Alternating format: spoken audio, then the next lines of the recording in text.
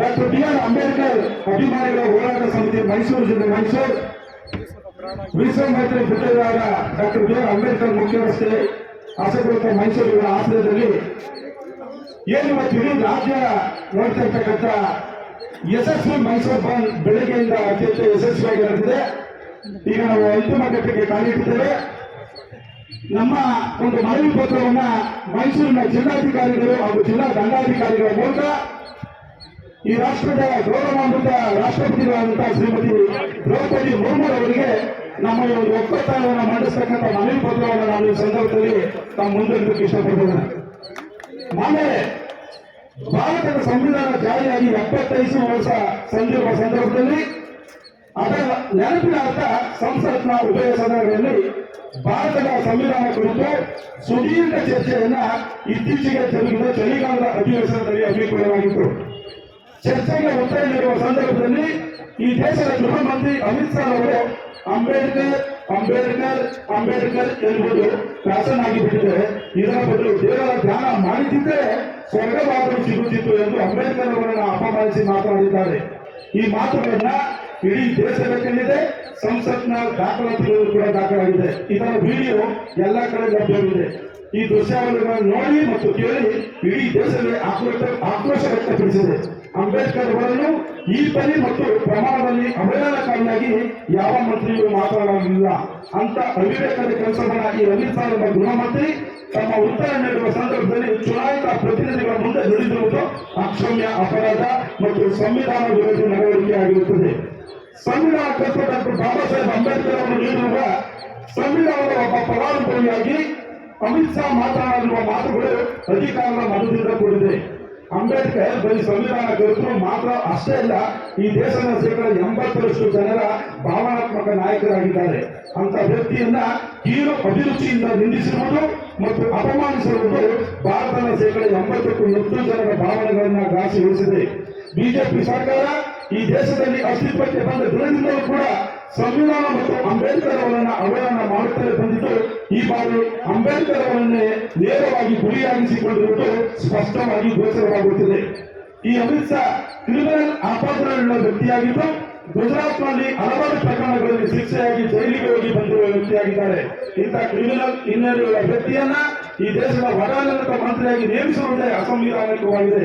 ಇಂಥ ಕೊಳಕು ಮನಸ್ಥಿತಿಯುಳ್ಳ ವ್ಯಕ್ತಿಯನ್ನ ಮಂತ್ರಿಯನ್ನಾಗಿ ನೇಮಿಸುವುದೇ ಮೊದಲನೇದಾಗಿ ಸಾಂಘಿಕ ಅಪರಾಧ, ಅಂದ್ರೆ ಅದನ್ನ ಆರ್ಗನೈಸರ್ ಅಫೆನ್ಸ್ ಅಂತ ಹೇಳ್ತಾರೆ. ಅಂಬೇಡ್ಕರ್ ಕುರಿತು ಸಂಸತ್ನಂತ ದೇಗುಲದಲ್ಲಿ ಅಪಮಾನಿಸಿ ಅವಹೇಳನಕಾರಿಯಾಗಿರುವ ಮಾತುಗಳ ವಿರುದ್ಧ ಇಡೀ ದೇಶ ತನ್ನ ಆಕ್ರೋಶವನ್ನ ಬಂದ್, ಹರತಾಳ, ಬೀದಿ ಹೋರಾಟಗಳ ಮೂಲಕ ಪ್ರತಿಭಟಿಸುವ ಜೊತೆಗೆ ಸಾಮಾಜಿಕ ಜಾಲತಾಣಗಳಲ್ಲಿಯೂ ಕೂಡ ಪ್ರತಿದಿನ ಪ್ರತಿಭಟನೆ ವ್ಯಕ್ತಪಡಿಸುತ್ತಿದ್ದೇವೆ. ಆದಾಗ್ಯೂ ಅಮಿತ್ ಶಾ ತಾವು ಆಡುವ ಮಾತುಗಳಿಗೆ ಕ್ಷಮೆ ಕೇಳದೆ ಮತ್ತು ತಮ್ಮ ಸಚಿವ ಸ್ಥಾನಕ್ಕೂ ರಾಜೀನಾಮೆ ಕೇಳದೆ ತಮಗೂ ಘಟನೆಗೂ ಏನು ಸಂಬಂಧವಿಲ್ಲವೆ ಎಂಬಂತೆ ವರ್ತಿಸುತ್ತಿರುವ ಅಮಿತ್ ಶಾ ಎಂಬ ವ್ಯಕ್ತಿ ಧೋರಣೆ ಅಧಿಕಾರದ ಮತದ ವಿರುದ್ಧ ಮೈಸೂರಿನಲ್ಲಿ ದಿನಾಂಕ 7/1/2025 ಸಂಪೂರ್ಣ ಬಂದ್ ಆಚರಿಸಿ ಇಡೀ ನಗರ ತನ್ನ ಪ್ರತಿಭಟನೆಯನ್ನ ದಾಖಲು ಮಾಡಿದೆ. ಈ ಬಂದ್ನಲ್ಲಿ ಮೈಸೂರು ನಗರದ ಎಲ್ಲ ಪ್ರಗತಿಪರ ಸಂಘಟನೆಗಳು, ರೈತ ಸಂಘಟನೆಗಳು, ಕಾರ್ಮಿಕ ಸಂಘಟನೆಗಳು, ವಿದ್ಯಾರ್ಥಿ ಸಂಘಟನೆಗಳು, ಮಹಿಳಾ ಸಂಘಟನೆಗಳು, ವರ್ತಕರು, ಹೋಟೆಲ್ ಮಾಲೀಕರು ಮತ್ತು ದಿನಗೂಲಿ ಕೆಲಸಗಾರರು, ರಸ್ತೆ ಬದಿ ವ್ಯಾಪಾರಿಗಳು ಸರ್ವರು ಕೂಡ ವಿಶೇಷವಾಗಿ ಎಲ್ಲ ಪೌರ ಕಾರ್ಮಿಕರು ಒಂದು ದಿನದ ಕೆಲಸವನ್ನು ಸ್ಥಗಿತಗೊಳಿಸಿ ಬಂದ್ಗೆ ಸಂಪೂರ್ಣವಾದ ಬೆಂಬಲವನ್ನು ಸೂಚಿಸಿದ್ದಾರೆ. ಇಂಥ ಅವಿವೇಕಿ ಸಚಿವರೊಬ್ಬರನ್ನ ಸಂಪುಟದಿಂದ ವಜಾ ಮಾಡುವ ಬದಲು ಅವರ ಹೇಳಿಕೆಯನ್ನು ಸಮರ್ಥಿಸುವ ಮೂಲಕ ಸಂವಿಧಾನಕ್ಕೆ ಅಪರಾಧ ಎಸಗಿರುವ ಪ್ರಧಾನಮಂತ್ರಿ ನರೇಂದ್ರ ಮೋದಿ ಅವರ ನಡೆಯನ್ನು ಸಹ ನಾವು ಉಗ್ರವಾಗಿ ಖಂಡಿಸುತ್ತಿದ್ದೇವೆ. ನಮ್ಮ ಬೇಡಿಕೆಗಳು ಇಷ್ಟಪಟ್ಟಿವೆ. ಸಂವಿಧಾನದ ಶಿಲ್ಪಿ ಡಾಕ್ಟರ್ ಬಿ ಆರ್ ಅಂಬೇಡ್ಕರ್ ಅವರನ್ನು ಅಪಮಾನಿಸಿ ಮತ್ತು ಅವಹೇಳನಕಾರಿಯಾಗಿ ಸಂಸತ್ನಲ್ಲಿ ಮಾತನಾಡಿರುವ ಗೃಹ ಮಂತ್ರಿ ಅಮಿತ್ ಶಾ ಅವರನ್ನ ಸಂಪುಟದಿಂದ ವಜಾಗೊಳಿಸಬೇಕೆಂದು ಪ್ರಧಾನಮಂತ್ರಿಗೆ ನಿರ್ದೇಶನ ನೀಡಲು ಆಗ್ರಹಿಸುತ್ತಿದ್ದೇವೆ. ಎಲ್ಲರೂ ಕೈಗೆತ್ತುವ ಮೂಲಕ ಈ ಒಂದು ಒಕ್ಕೂಟವನ್ನು ಮಂಡಿಸಬೇಕು. ಅಂಬೇಡ್ಕರ್ ಅವರನ್ನು ಅಪಮಾನಿಸಿರುವ ಗೃಹ ಮಂತ್ರಿ ಅಮಿತ್ ಶಾ ವಿರುದ್ಧ ಅಸ್ಪೃಶ್ಯ ಆಚರಣೆ ಕಾಯ್ದೆಯಲ್ಲಿ ಕೇಸ್ ದಾಖಲಿಸಿ ಕಾನೂನು ಕ್ರಮ ಕೈಗೊಳ್ಳುವಂತೆ ಸಂಬಂಧಿಸಿದ ಪ್ರಾಧಿಕಾರಿಗಳಿಗೆ ಆದೇಶಿಸುವಂತೆ ಆಗ್ರಹಿಸುತ್ತಿದ್ದೇವೆ.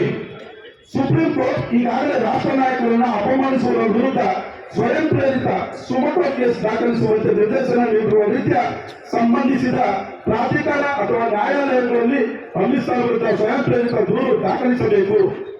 ಆದರೆ ಈ ಪ್ರಕರಣದಲ್ಲಿ ದೇಶದ ಗೃಹ ಮಂತ್ರಿ ವಿರುದ್ಧ ದೂರು ದಾಖಲಿಸಿಕೊಳ್ಳಲು ಸಂಬಂಧಿಸಿದ ಪೊಲೀಸ್ ಪ್ರಾಧಿಕಾರ ಅಥವಾ ನ್ಯಾಯಾಲಯಗಳು ಎದುರುಗೊಳ್ಳುತ್ತಿದ್ದು ಈ ಬಗ್ಗೆ ಭಾರತದ ರಾಷ್ಟ್ರಪತಿಗಳು ನ್ಯಾಯಾಲಯಕ್ಕೆ ಮತ್ತು ಪೊಲೀಸ್ ಪ್ರಾಧಿಕಾರಕ್ಕೆ ಅಮಿತ್ ಶಾ ವಿರುದ್ಧ ದೂರು ದಾಖಲಿಸುವಂತೆ ಆಗ್ರಹಿಸುತ್ತಿದ್ದೇವೆ. ಅಂಬೇಡ್ಕರ್ ಕುರಿತು ಗೃಹ ಮಂತ್ರಿ ಅಮಿತ್ ಶಾ ಆಗುವ ಮಾತುಗಳು ದುರುದ್ದೇಶಪೂರ್ವಕವಾಗಿದ್ದು ಇವರ ಮಾತುಗಳಿಂದ ಪ್ರಚೋದನೆಗೊಂಡು ದೇಶಾದ್ಯಂತ ಹಮ್ಮಿಕೊಳ್ಳಲಾಗುತ್ತಿರುವ ಪ್ರತಿಭಟನೆ, ರಸ್ತೆ ತಡೆ, ರೈಲು ತಡೆ, ಬಂದ್, ಹರತಾಳ, ಬೀದಿ ಹೋರಾಟಗಳಿಂದಾಗುವ ಮುಷ್ಕರದಿಂದ ದೇಶದ ಆರ್ಥಿಕ ವಹಿವಾಟಿಗೆ ಆಗಿರುವ ನಷ್ಟವನ್ನು ಲೆಕ್ಕ ಹಾಕಿ ಅಮಿತ್ ಶಾ ಎಂಬ ವ್ಯಕ್ತಿಯಿಂದಲೂ ವಸೂಲು ಮಾಡಬೇಕೆಂದು ನಮ್ಮ ಪ್ರತಿಭಟನಾಕಾರರು ಒತ್ತಾಯಿಸುತ್ತಿದ್ದೇವೆ. ಸಾರ್ವಜನಿಕ ಜೀವನದಲ್ಲಿರುವ ಅಮಿತ್ ಶಾ ಎಂಬ ವ್ಯಕ್ತಿ ತನ್ನ ಸಾಂವಿಧಾನಿಕ ಜವಾಬ್ದಾರಿ ಮರೆತು ಇಡೀ ಜನರನ್ನ ತಮ್ಮ ಮಾತುಗಳ ಮೂಲಕ ಪ್ರದರ್ಶಿಸಲು ಕಾನೂನು ಪ್ರಕಾರ ಅಕ್ಷಮ್ಯವಾಗಿರುತ್ತದೆ ಅಂತಕ್ಕಂಥ ಅಭಿಪ್ರಾಯಗಳನ್ನ ತಿಳಿಸಿ ಇವತ್ತು ನಮ್ಮ ಜಿಲ್ಲಾಧಿಕಾರಿಗಳ ಪರವಾಗಿ ನಮ್ಮ ಮೈಸೂರಿನ ತಹಸೀಲ್ದಾರ್ ಅವರು ನಮ್ಮ ಒಂದು ಕಾರ್ಯಕ್ರಮಕ್ಕೆ ಬಂದಿದ್ದಾರೆ. ಅವರಿಗೆ ನಮ್ಮೆಲ್ಲ ಸಂಘಟನೆಗಳ ಪ್ರಮುಖರ ಪರವಾಗಿ ತಾವೆಲ್ಲರೂ ಕೂಡ ಜೈ ಭೀಮ್ ಎನ್ನುವ ಘೋಷಣೆಯೊಂದಿಗೆ ಅವರಿಗೆ ನಾವು ಮನವಿಯನ್ನು ಕೊಡ್ತಿದ್ದೇವೆ. ನಮ್ಮ ಹಿರಿಯರಾದಂತಹ ರಾಮಸ್ವಾಮಿ ಅವರಿಗೆ ಮನವಿಯನ್ನು ನೀಡಬೇಕು ಅಂತ ಪ್ರಾರ್ಥನೆ ಮಾಡ್ತಿದ್ದೇನೆ.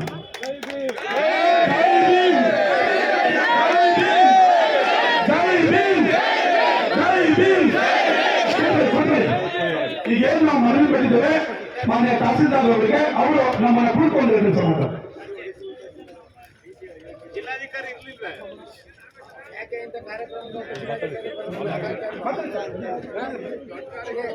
ಮೊನ್ನೆ ಜಿಲ್ಲಾಧಿಕಾರಿ ಪರವಾಗಿ ನಾವು ಮನವಿಯನ್ನು ಸ್ವೀಕಾರ ಮಾಡಿದ್ದೀವಿ. ಜಿಲ್ಲಾಧಿಕಾರಿಗಳಿಗೆ ಗಮನ ತಂದುಬಿಟ್ಟು ರಾಷ್ಟ್ರಪತಿಯವರಿಗೆ ಮನವಿಯನ್ನು ಕಳಿಸ್ಕೊಡ್ತೀವಿ.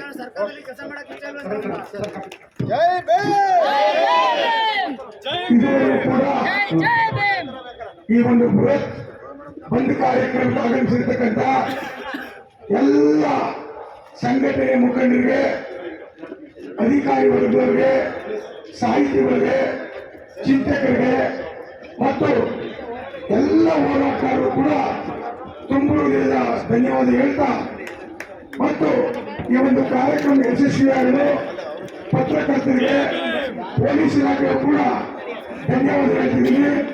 ಮತ್ತು ಈ ಕಾರ್ಯಕ್ರಮ, ಈ ಹೋರಾಟ ಇದು ನಿರಂತರವಾಗಿರುತ್ತದೆ.